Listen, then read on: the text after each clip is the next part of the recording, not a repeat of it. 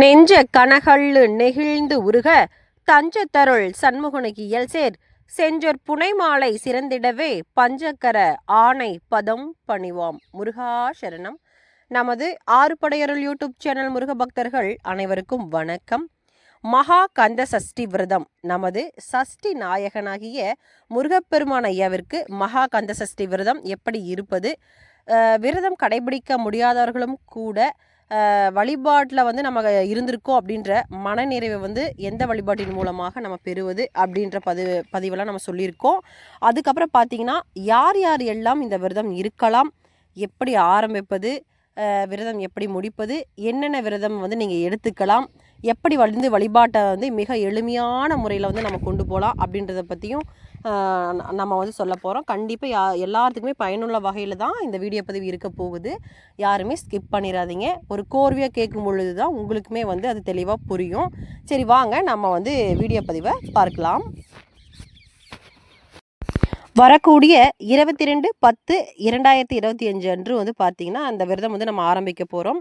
நம்ம முருகப்பெருமான் ஐயா அருளால் அனைத்து முருகர் பக்தர்களுக்குமே வந்து நான் வாழ்த்துக்களை வந்து சொல்லிக்கிறேன். விரதம் இருக்கக்கூடியவர்களாக இருந்தாலும் சரி, விரதம் இருக்க முடியவில்லை அப்படின்ற ஒரு சூழ்நிலையில் இருக்கக்கூடிய முருகர் பக்தர் எல்லாத்துக்காகவும் நம்ம முருகப்பெருமான் ஐயா கிட்ட வேண்டிக்குவோம். விரதம் இருக்கக்கூடிய அனைவருக்குமே வந்து பார்த்திங்கன்னா மனமார்ந்த வாழ்த்துக்களை வந்து தெரிவிச்சுட்டு இந்த வீடியோ பதிவை வந்து பார்க்கலாம் வாங்க. இந்த சஷ்டி விரதம் வந்து பார்த்திங்கன்னா முருகப்பெருமான் ஐயா வந்து நமக்கு, அதாவது முருகர் பக்தருக்கு எந்த வித பெரிய பெரிய கண்டிஷன் எதுவுமே நமக்கு தரலை. முருகர் பக்தர் வந்து பார்த்திங்கன்னா உங்களுக்கு தகுந்தாற் போல் இந்த விரதத்தை வந்து எடுத்துகிட்டு போகலாம். அதில் வந்து பார்த்திங்கன்னா நம்ம முருகப்பெருமான் ஐயா முழுக்க நமக்கு முழுமையான சுதந்திரம் வந்து கொடுத்துருக்காருன்னே சொல்லணும். அந்த வகையில் வந்து நீங்கள் வந்து உங்களுடைய உடல் நிலைக்கு ஏற்றவாறு, உங்களுடைய சூழ்நிலைக்கு ஏற்றவாறு நீங்கள் வந்து விரதத்தை வந்து பார்த்தீங்கன்னா உங்களுடைய எப்படி சொல்கிறதுன்னு பார்த்தீங்கன்னா உங்களுக்கு தகுந்தாற் போல் நீங்கள் வந்து இந்த விரதத்தை வந்து தாராளமாக எடுத்து செல்லலாம். அதில் வந்து முருகப்பெருமான் ஐயா நமக்கு வந்து வரப்பிரசாதமாக தான் இந்த வாய்ப்பை கொடுத்துருக்காரு. அதனால யாருமே நீங்கள் வந்து பயக்கவே வேண்டிய அவசியமே கிடையாது. இது தப்பாயிருமா, அது தப்பாயிருமா, இவ்வளோ தூரம் பர்ஃபெக்ஷனாக வந்து நம்ம வந்து பண்ணணுமா அப்படின்னு உங்களால் முடிஞ்சதை மனமாற, அதாவது மனமுவந்து நீங்கள் வந்து இந்த சஷ்டி விரதத்தை வந்து இருக்கணும். இதுதான் முருகப்பெருமானை எதிர்பார்ப்பாது.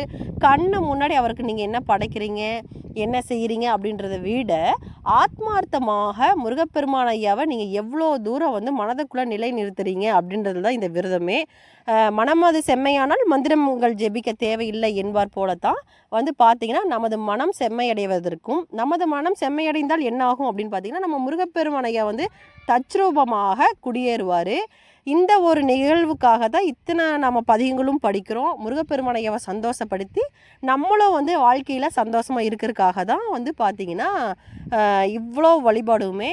அதனால முழுமையாக முழு மனதார எல்லாருமே ஈடுபடுங்கள். சரி, வாங்க இதில் வந்து பார்த்திங்கன்னா என்னென்ன வழிமுறைகள் இருக்குது அப்படின்றத வந்து நம்ம வந்து பார்க்கலாம்.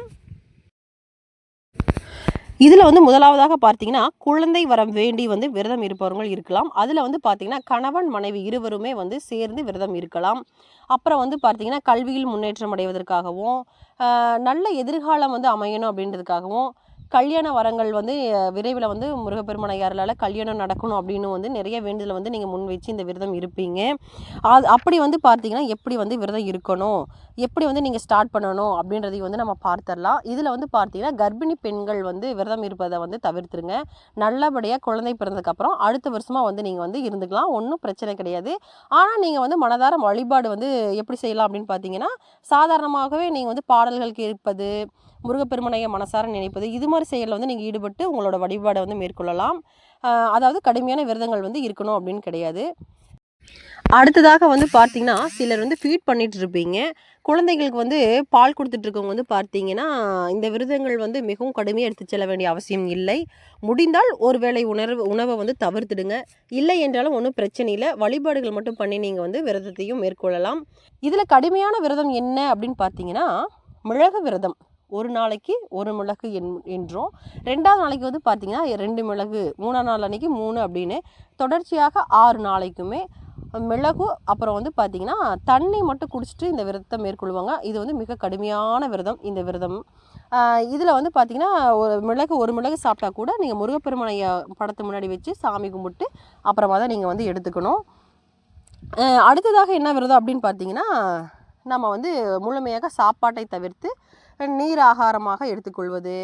அடுத்ததாக ஒரு வேளை மட்டும் சாப்பாடு எடுத்துக்கிறது. இது போல் உங்களுடைய உடல்நிலைக்கு தகுந்தாற் போல் நீங்கள் வந்து விரதத்தை வந்து எடுத்துக்கலாம். எப்படி வந்து வழிபாடை ஆரம்பிக்கிறது அப்படின்றதையும் நம்ம வந்து பார்த்துருவோம். சிலர் வந்து பார்த்திங்கன்னா 6 நாளுமே கலசம் வைத்து வழிபாடும் செய்வீங்க. சிலர் வந்து காப்பு கட்டியும் வந்து வழிபாடை மேற்கொள்ளுவீங்க.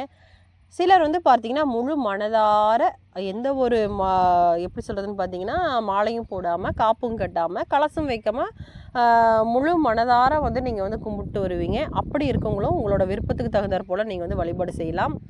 புதன்கிழமை என்று சஷ்டி விரதம் வந்து ஆரம்பிக்கிறாங்க. அதற்கு முன்னதாக செவ்வாய்க்கிழமை என்றே வந்து பார்த்திங்கன்னா முருகப்பெருமான் ஐயாவுடைய திருவுருவ படம்லாம் எடுத்து வச்சு பூஜைக்கு வேண்டிய பூக்கள், நமது வேல்மாறல் புத்தகம், திருப்புகள் எல்லாமே இருக்குது. நீங்கள் என்னென்ன வழிபாடை மேற்கொள்கிறீங்களோ அதற்கு தகுந்தாற் போல் எல்லா பூஜை பொருளையும் ரெடி பண்ணி ஃபஸ்ட்டு வச்சுருங்க.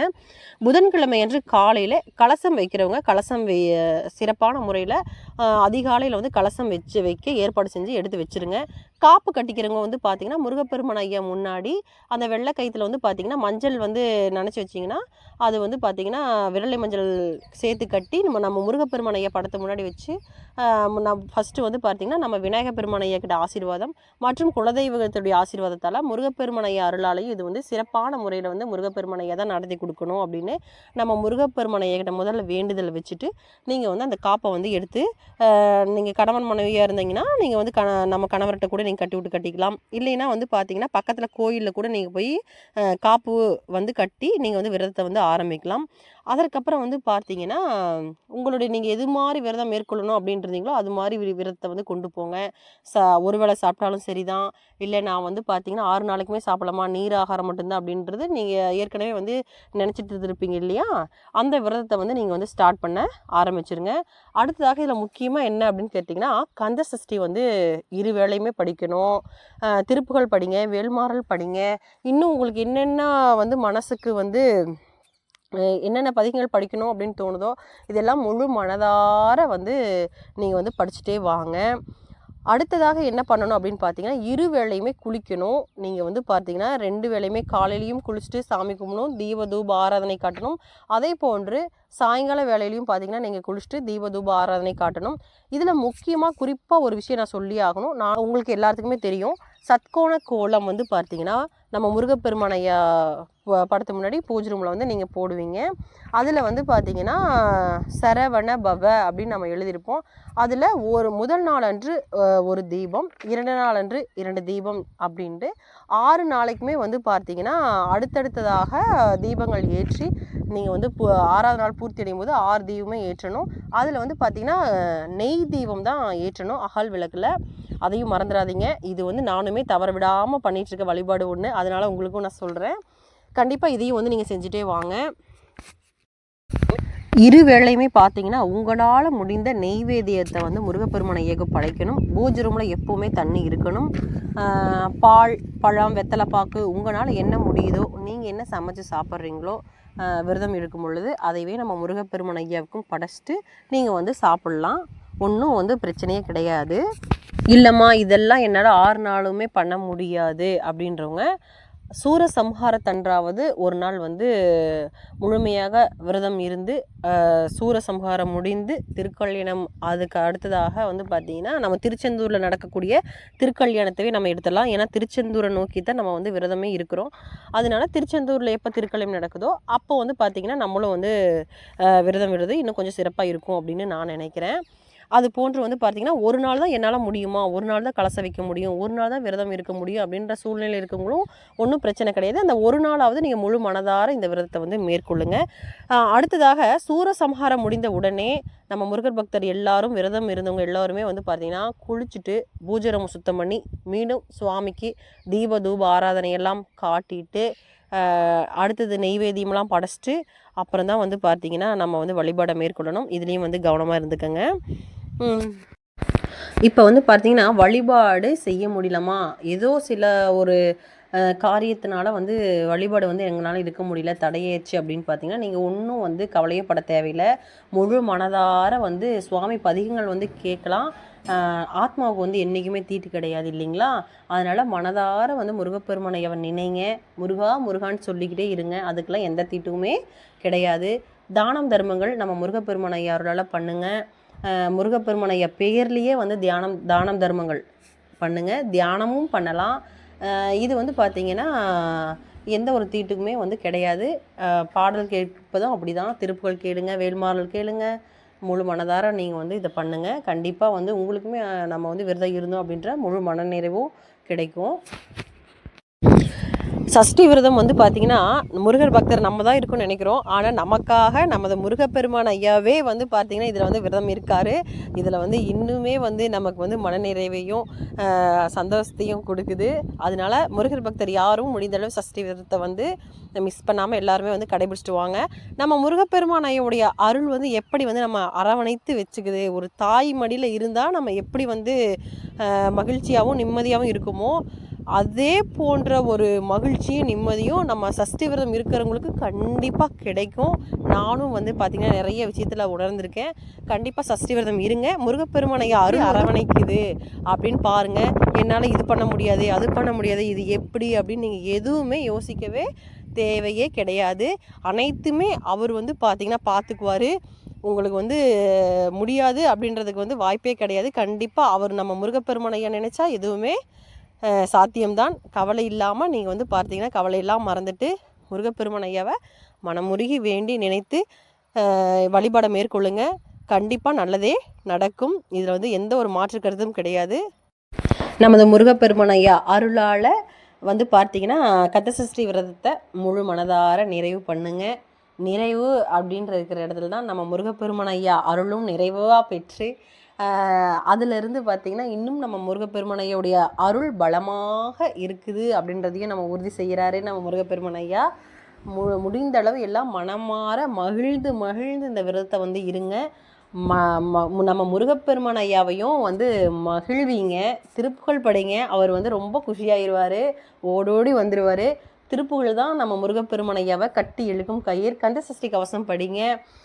நம்ம முருகப்பெருமான் ஐயாக்கு என்னென்ன பதிகங்கள் பிடிக்குதோ அதெல்லாமே படிங்க. அவராக வந்து நம்மளை ஆட்கொண்டுக்குவார். இது கண்டிப்பாக நடக்கும். மற்றபடி வந்து பார்த்திங்கன்னா இன்னும் உங்களுக்கு வந்து சந்தேகம் இருக்குது, என்கிட்ட எப்படி கேட்குறது அப்படின்னு நீங்கள் நினச்சிங்கன்னா, நம்மளுடைய ஆறுபடையருள் கந்தர் அனுபூதி பிரம்ம முகூர்த்த குரூப்புடைய லிங்க் வந்து உங்களுக்கு டிஸ்கிரிப்ஷன் பாக்ஸில் கொடுக்குறேன். நீங்கள் வந்து குரூப்பில் ஜாயின் பண்ணிவிட்டு உங்களுடைய சந்தேகங்களை நீங்கள் தாராளமாக கேட்கலாம். இன்னும் சில பாயிண்ட்ஸ் எல்லாம் விட்டு போயிருந்தால் கூட நீங்கள் தாராளமாக சொல்லுங்கள். உங்களுடைய அனைத்து கேள்விகளுக்கும் வந்து பார்த்திங்கன்னா நான் வந்து ரிப்ளை கொடுக்குறேன். மற்றபடி வந்து பார்த்திங்கன்னா மீண்டும் வந்து இன்னும் அடுத்தடுத்த நிகழ்வுகள் கந்தசஷ்டி நிகழ்வுகள் எல்லாம் நம்ம சேனல்லையும் வந்து லைவில் வந்து நம்ம கந்தசஷ்டி பாட போகிறோம். அதை பற்றி தகவலும் நான் சொல்கிறேன், எப்போ வந்து நம்ம கந்தசஷ்டி பாட போகிறோம் அப்படின்றத. நம்ம சேனல் இன்றைக்கி தான் புதுசாக பார்க்குறீங்க அப்படின்னா சப்ஸ்கிரைபர் பண்ணி பெல் பட்டனை வந்து கிளிக் பண்ணி வச்சுக்கோங்க. அடுத்தடுத்து என்னென்ன நிகழ்வு அப்படின்னு நான் அடுத்த பதிவில் சொல்கிறேன். நன்றி, வணக்கம். நான் உங்கள் பழனியம்மாள் சின்ராஸ். நன்றி.